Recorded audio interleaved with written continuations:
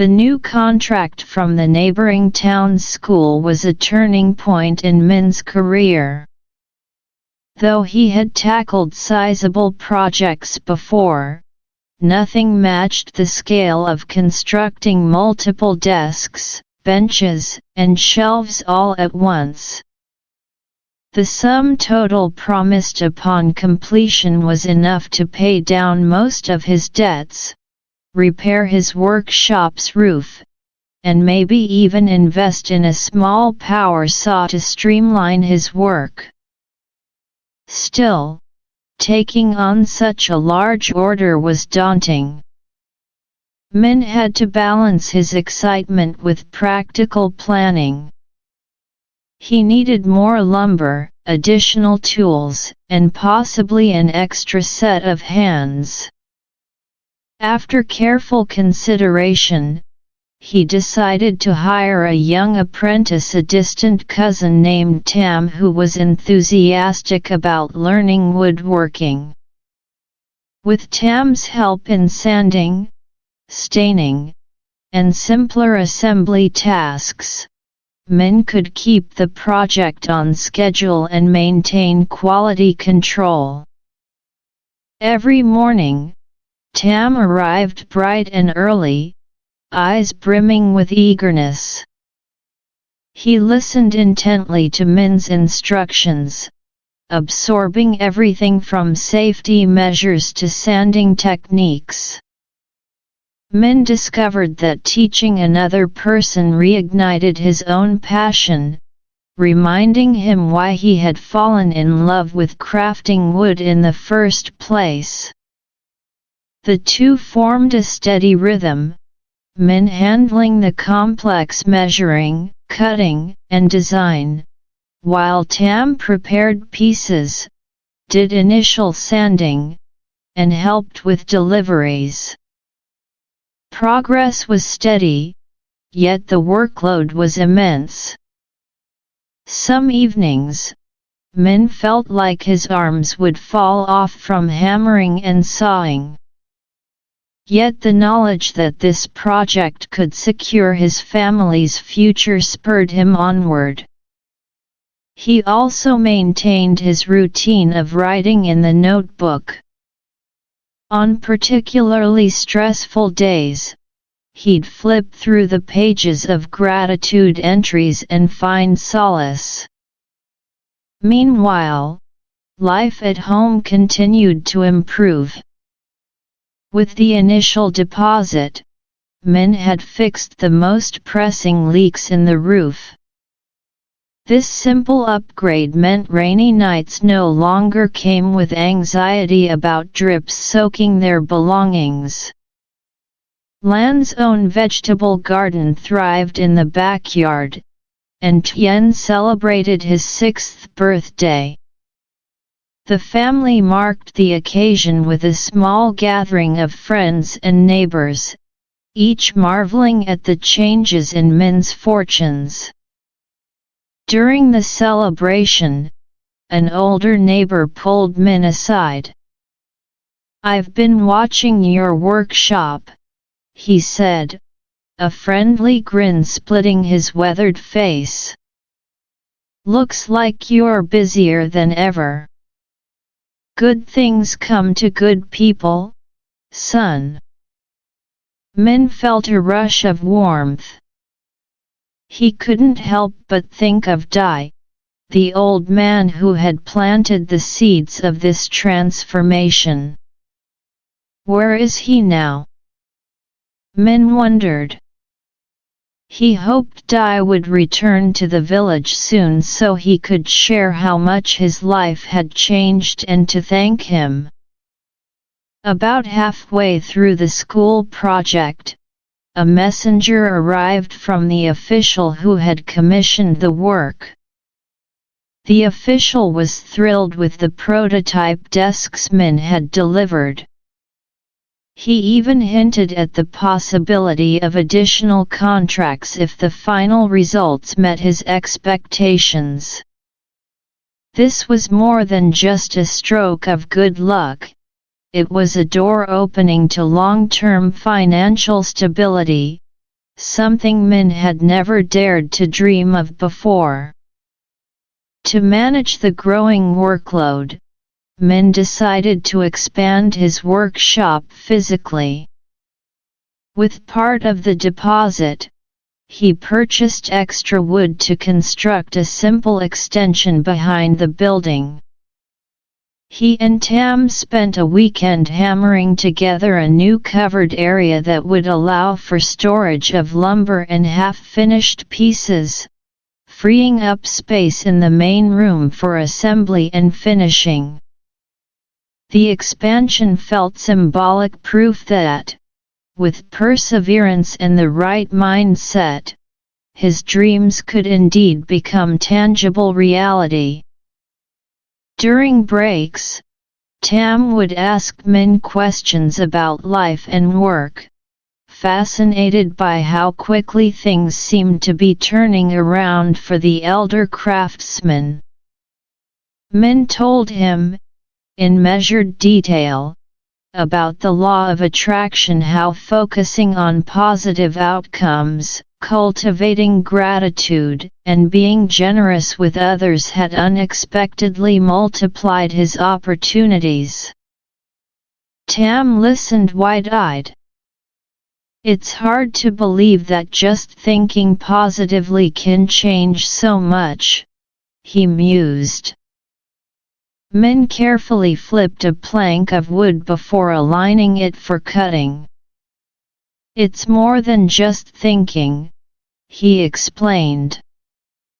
"It's a shift in perspective.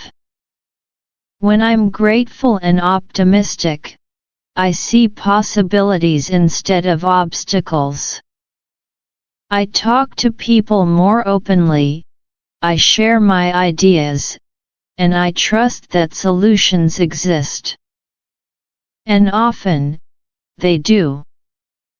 Tam nodded thoughtfully, though he still seemed unsure.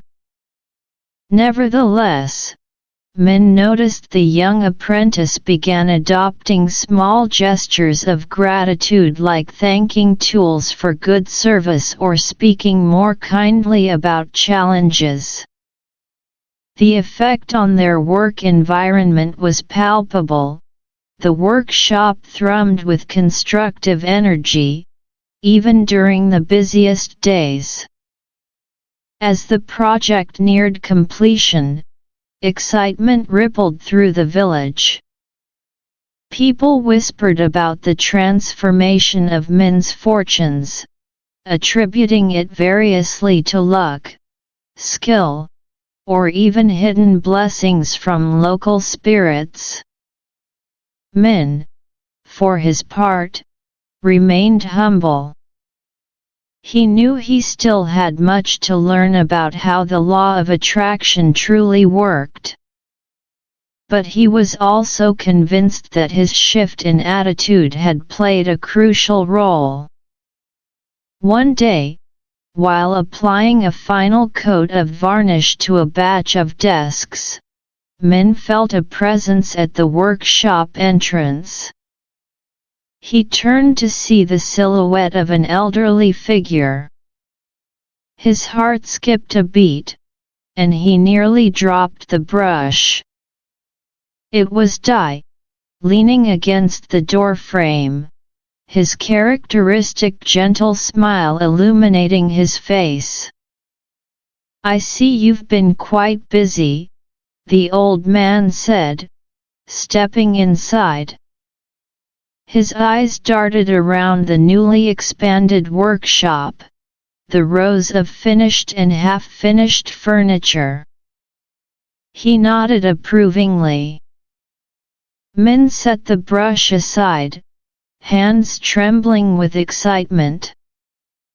"Mr. Dai, I thank you. Everything is better now. More than I could have imagined." Dai's face lit up with quiet joy. "So you took the lessons to heart?" "I did," Min replied, wiping his hands on a rag. He felt a rush of words fighting to come out. He wanted to tell Dai everything about the new contract, the help he'd offered the school, the changes in his family life. But he simply said, "I can't thank you enough." Dai waved a hand dismissively, though his eyes were kind. "You did the work, my friend. I merely opened a door." Tam stood by, watching the scene with curiosity. Dai acknowledged him with a polite nod. "Ah, you have an apprentice. That's wonderful. Growth in more ways than one." Min smiled. "Yes, Tam has been a great help. We're almost finished with a big order for a school in the neighboring town." Dai stepped closer to a completed desk and ran his hand along the smooth surface. "Good craftsmanship," he said quietly, "and good energy. I can feel the care you put into each piece." Min felt a surge of pride. He looked around, noticing how everything in the workshop seemed to glow under the afternoon sun. Then he locked eyes with Dai. "I want to do more than just succeed for myself," he said, the words coming out in a rush. "I want to help others in the village, to share what I've learned. People here struggle, just like I used to." Dai's smile grew wider. "That is the true power of this law, not just to elevate one person, but to uplift the community. When we extend our gratitude and generosity beyond ourselves, it multiplies." The old man's words resonated deeply. Min thought of how the initial seed of positivity had led him to help the school children despite uncertain payment, which in turn led to his biggest contract yet. Generosity is a key, he realized. It's not just about receiving blessings, it's about creating them for others, too. As Dai lingered, Min offered him tea and shared the highlights of the past few months. Dai listened patiently, occasionally nodding or offering small insights. By the time the sun hung low in the sky, the old man prepared to leave, refusing any offer of payment or a place to stay.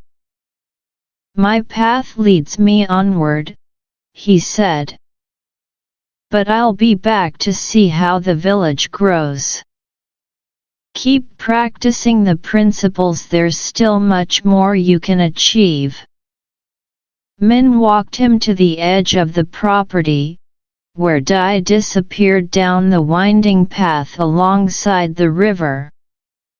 It struck Min that he never asked Dai where he came from or where he was heading. Yet he felt no need to. Dai was like the river itself, flowing along, nurturing everything in his path, then moving on. Returning to the workshop, Min felt a tinge of sadness at the old man's departure, but mostly he was filled with hope. He looked at Tam, who was packing up tools, and then at the row of finished desks. He glanced to where his notebook lay open on the workbench. The final entry he had written that morning read, "I am grateful for the opportunity to expand my work and touch more lives." For the first time in years, the future seemed not just manageable but full of promise. And for Min, a man who had once felt trapped by circumstances, this sense of limitless possibility was a gift beyond measure.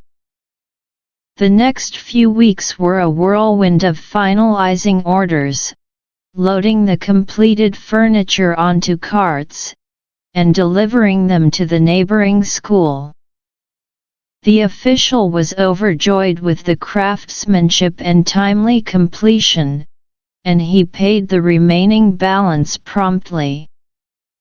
True to his word, he even introduced Min to other contacts who were interested in similar projects. As Min's bank account finally swelled with some savings, he wasted no time investing in his home and workshop. He replaced the remaining damaged parts of the roof, bought a reliable power saw to speed up production, and even splurged on a solid wooden desk for his office area. This desk wasn't just another piece of furniture, it was a symbol of how far he'd come. Tam, too, benefited. Min increased his apprentice's salary slightly, wanting to reward loyalty and hard work. A sense of friendship blossomed between them, bound by sawdust and shared aspirations.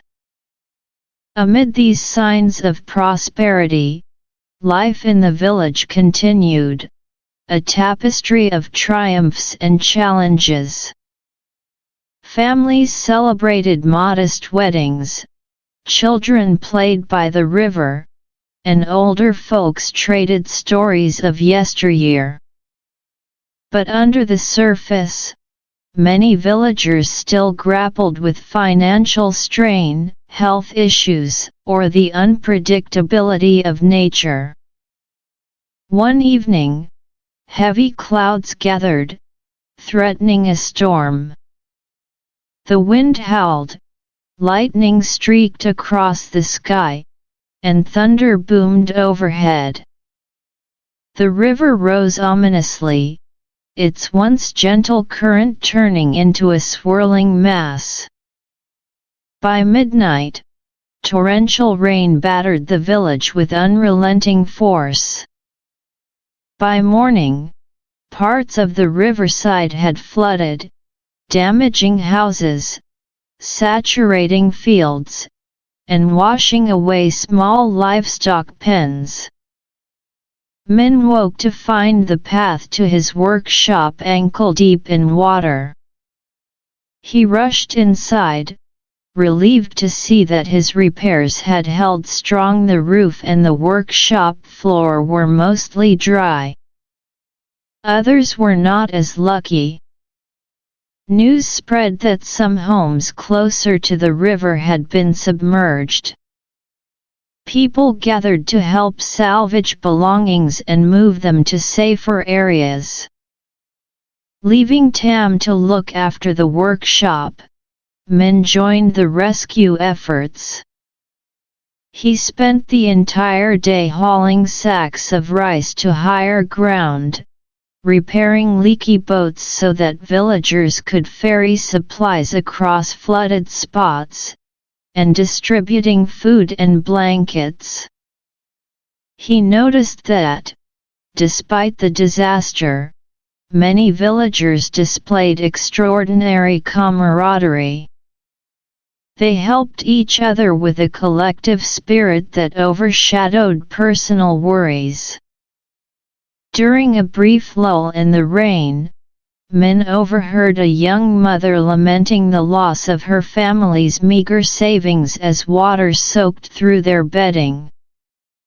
Another man fretted about the destruction of his fishing nets and how he'd earn a living in the coming weeks. Faced with such immediate needs, the law of attraction seemed, at first glance, almost frivolous to discuss. How can positive thinking fix a flood? Min wondered. But Dai's teachings echoed in his mind. This wasn't just about personal gain, it was about collective uplift.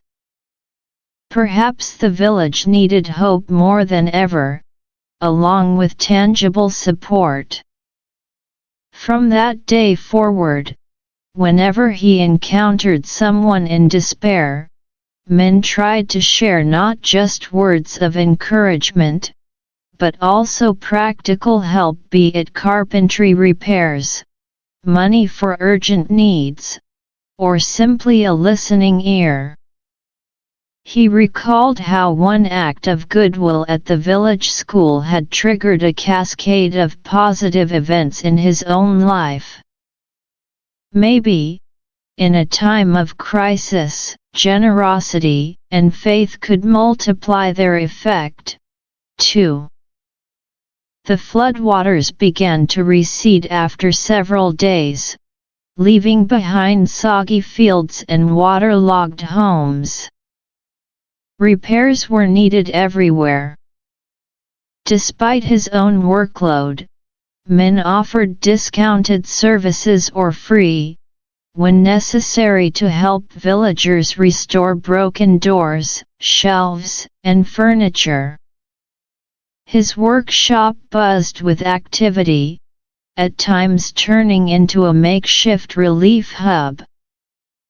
Lan also pitched in. She organized a small communal effort to cook hearty meals for those who lost their cooking equipment to flood damage. Neighbors who hadn't been severely affected donated rice, vegetables, and meat to keep the effort going. Slowly, the village began piecing itself back together. Through this period, Min learned another layer of the law's power. While focusing on abundance had attracted good fortune into his life, it was his ability to share that abundance, even if it was just in the form of time, skill, or a few kind words, that created a ripple of positivity extending far beyond himself. Watching others rebuild with renewed determination reminded him that hope is contagious, and that supportive communities can weather even the toughest storms.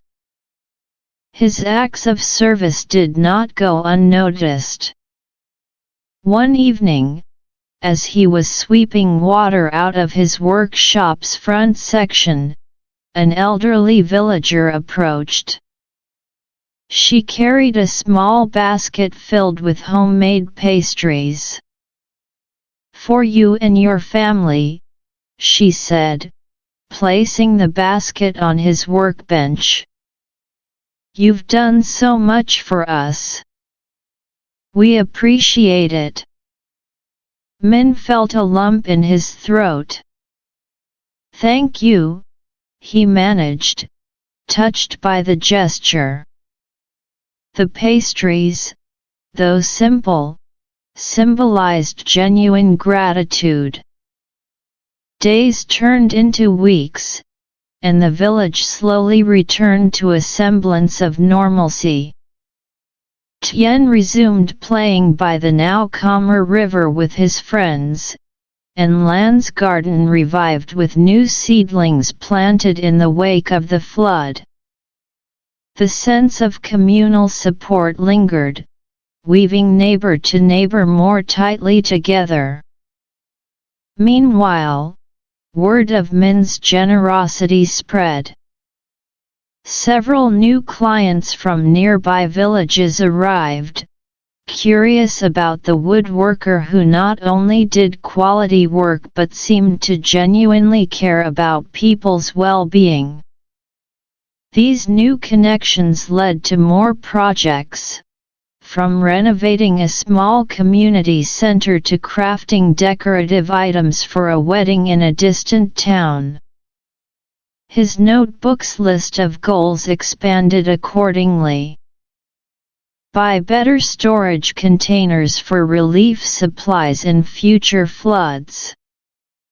Perhaps set up a small fund for villagers in need. Grow the workshop enough to employ more locals.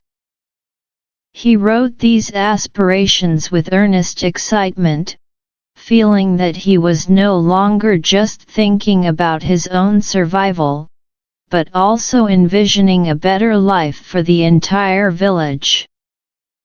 The flood, despite its destruction, had spurred a collective renewal, a testament to how adversity can sometimes catalyze unity and growth. One afternoon, after a particularly productive session building cabinets for a new client, men stepped outside to stretch. The sun had finally reclaimed the sky, and the river sparkling under golden light had receded to its usual banks. He took a moment to breathe in the fresh air, enjoying the relative peace after so many hectic days. He caught sight of Tam, who was mending a broken fence near the workshop. A local farmer had asked for help, and Tam obliged with no complaints. Watching the young man work diligently, men recognized how far they'd both come. Once upon a time, Min had been a worried carpenter, scraping by with uncertain prospects. Now, he was not only flourishing himself, but also empowering others around him. A sense of profound gratitude surged within him. He glanced toward the horizon, imagining Dai's gentle smile. "I see it now," he thought. "The law isn't just about drawing things to me, but also letting them flow through me to others." Standing there, in the warm glow of the late afternoon, he felt more alive and purposeful than ever. And though the old man's whereabouts were unknown, men hoped that wherever he was, Dai sensed the positive ripples continuing to spread in this riverside village, a place that had once been overshadowed by struggle, now beginning to glow with hope and possibility.